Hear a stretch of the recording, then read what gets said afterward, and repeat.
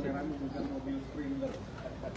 Iya, saya memang dari dulu ya, bukan hanya dalam kegiatan-kegiatan formal, tapi dalam berbagai kegiatan harian, termasuk keluar kota, bertemu masyarakat, saya cukup sering menggunakan kendaraan yang bisa rame-rame gitu, sambil kita diskusi update, kemudian juga paling tidak kegiatan semacam itu bisa semakin memperkuat hubungan emosional dan juga koordinasi.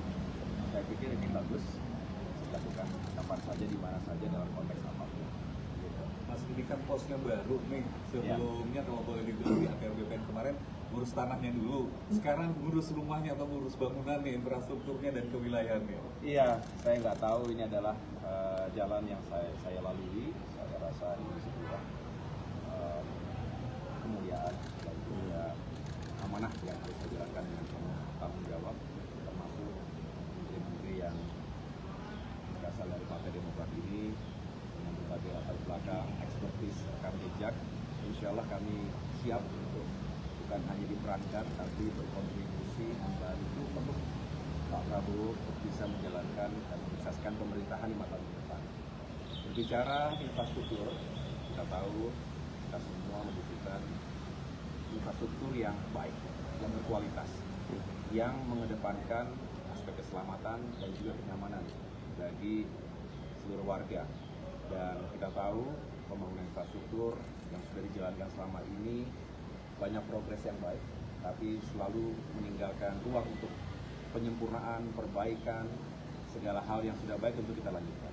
Tapi yang belum kita perbaiki bersama-sama, dan yang kita kejar diantaranya adalah bagaimana konektivitas di seluruh Indonesia ini bisa terbangun sehingga tidak terjadi ketimpangan yang terlalu besar gapnya antara katakanlah Jawa dengan luar Jawa, antara kota dengan desa, dan sebaliknya Pak Presiden Prabowo juga selalu mengedepankan pentingnya membangun infrastruktur yang bisa mendukung langsung sektor-sektor pertanian, sektor perikanan. Kemudian juga kita selain mengharapkan terjadinya atau terwujudnya swasembada pangan, swasembada energi.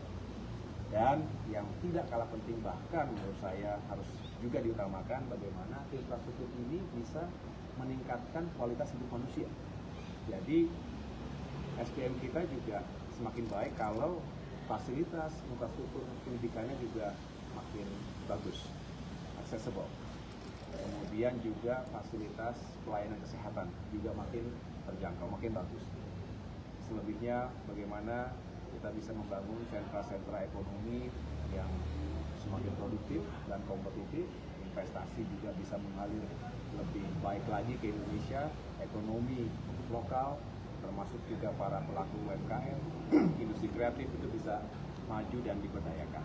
Jadi sekali lagi, berbicara infrastruktur dan pembangunan kewilayahan itu luas cakupannya, sehingga saya rasa menteri teknis yang ada di bawah koordinasi Kementerian Koordinator Infrastruktur dan Pembangunan Kewilayahan ini juga memang harus benar-benar efektif dan sinkronis, artinya terintegrasi dengan baik, jangan sampai tersekat oleh ego-ego sektoral. Nanti ada berapa di bawah Kemenko Menteri Koordinator Bidang Infrastruktur dan Pembangunan Kewilayahan ada berapa? Yang saya ketahui ada 5 per hari ini ya, kecuali nanti ada perubahan dalam perjalanannya. Paling tidak yang saya ketahui ada 5 kementerian. Yang pertama ATR BPN sendiri, jadi saya senang karena pos masih kementerian yang saya pimpin selama ini 8 bulan terakhir ini juga masih dalam koordinasi Kemenko Infrastruktur, karena juga memang sangat relevan di berbagai negara. Kalau kita benchmark itu biasa jadi satu, Ministry of Land, Infrastructure and Transport. Jadi selalu ada tanahnya, ada infrastrukturnya, ada transportasinya. Jadi di bawah Kemenko ini ada ATR BPN, urusan tanah, tata ruang. Yang kedua PUPR, tapi dipisah sekarang kan, pekerjaan umum dan perumahan rakyat. Nanti insya Allah ada Pak Dodi yang menjadi Menteri PU-nya, seperti yang sudah diumumkan tadi malam oleh Pak Prabowo. Kemudian ke perumahan rakyat itu nanti Pak Marwara Sirait, Ya. Baru yang keempat itu Menteri Transmigrasi, nanti ada Pak Gita juga dari Demokrat, karena fokus ke depan selain pembangunan rumah rakyat, juga pengembangan wilayah di Indonesia bagian timur termasuk Papua, jadi perlu penataan transmigrasi yang juga semakin modern tapi juga berkeadilan.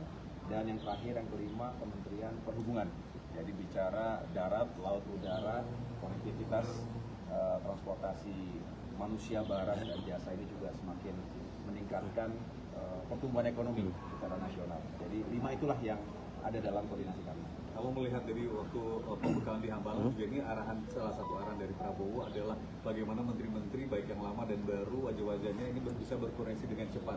Nah, kalau melihat prosesnya kan di Hambalang, pemanggilan Kertanegara, kemudian Hambalang, terus pelantikan kemarin dan hari ini agak satset nih Mas ya. Iya. Gimana persiapannya Mas?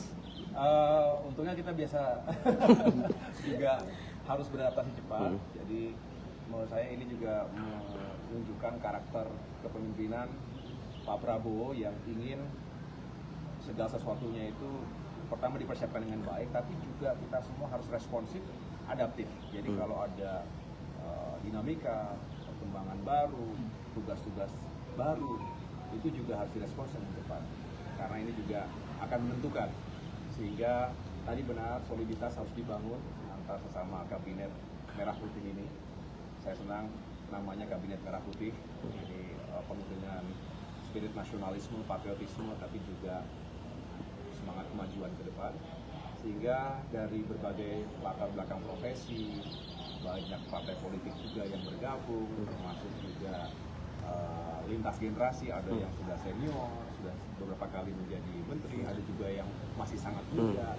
Saya rasa ini kombinasi yang bukan hanya menarik, tapi diperlukan, karena lintas generasi menurut saya juga penting melihat demografi kita. Bicara demografi Indonesia yang produktif, yang lebih muda, itu juga harus ada sentuhan khusus, pendekatan yang lebih kontemporer tanpa meninggalkan best practice, wisdom dari para senior yang sudah mendahului di pemerintahan.